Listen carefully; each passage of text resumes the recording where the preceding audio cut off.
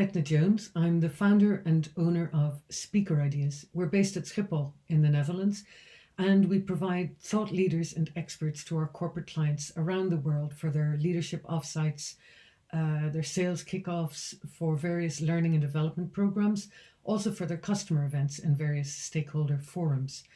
The clients we work with are based around the world, mostly in Europe, the Middle East, North America, and increasingly across Asia. The speakers we work with are high achievers, usually from the worlds of business, politics, sports, the arts, and academia. I'm from Roscommon. I've lived and worked internationally most of my life. I've been based in the Netherlands since 2000, which is when I established Speaker Ideas. Prior to COVID, our core business was supporting clients with their in-person events, which would have relied heavily on clients feeling secure in investing in travel, accommodation, venues, catering, and of course, speakers, and all of the other elements that go into making live events so successful. Already in mid-February, we had clients postponing planning and rescheduling scheduled events and even cancelling existing engagements as they scrambled to make sense of the pandemic itself, and particularly with regard to certainty around regulations in terms of people getting together and also people travelling.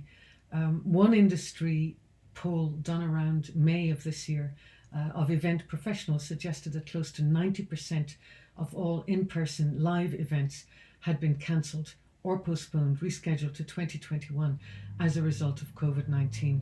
So there's been a fairly strong knock-on event, as you can imagine. What we have noticed in turn is that there's been a massive shift to virtual events and all of the innovation and investment that goes with that. It's actually quite an exciting time in our business. After the initial shock of the first rush of postponements and cancellations wore off, we reminded ourselves that we're not in the business of events and we're not in the travel business. We're actually in the business of sharing the power of ideas. We're in the ideas business. And so it became clear that there was still a way to share those ideas. So we moved to virtual very quickly. Very early on, already in early March, we put together a series of webinars, which we provided for free. They were called Peak Performance in Challenging Times. We worked with some of our top speakers to put on a series of 4 of these webinars. We attracted over 2,000 attendees from over 40 countries. The whole idea was to provide some inspiration and some practical tools to leaders and their teams who are having to get used to the new reality of COVID disruption, including, of course, working from home. And while the initial webinar series was put forward for free, it's since become the basis of a series of quite exciting commercial engagements that we've been involved in with clients around the world for their virtual events. We also stayed in touch with our clients and with our speakers right the way through, even when there were no events going on, when nothing was happening where our support was specifically required. We shared the information that we were picking up about what was going on in the marketplace, about the new technologies and innovations in virtual events, and we've learned a lot as a result of staying in touch right throughout this period.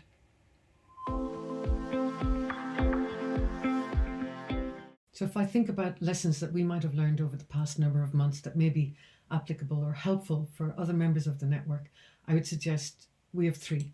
The first is definitely stay in touch, connect, reconnect.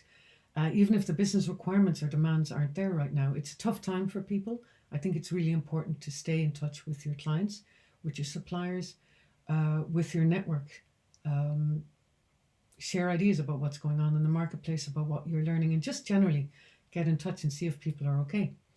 The second one would be to explore new skills. We've had to learn a lot over the last number of months, but I'm really hopeful that those skills will stand to us in the months and years ahead. So there's a massive amount of innovation out there right now. Maybe discover a skill that could be useful to you in your personal life or in your business life. Now is as good a time as any to start. And finally, I would say find ways to collaborate. It looks like it's going to be a long, difficult uncertain road back to whatever kind of normality we're heading back towards. And it seems that now is as good a time as any to explore who you might be able to collaborate with, share insights, pool resources, perhaps even come up with new areas of business together.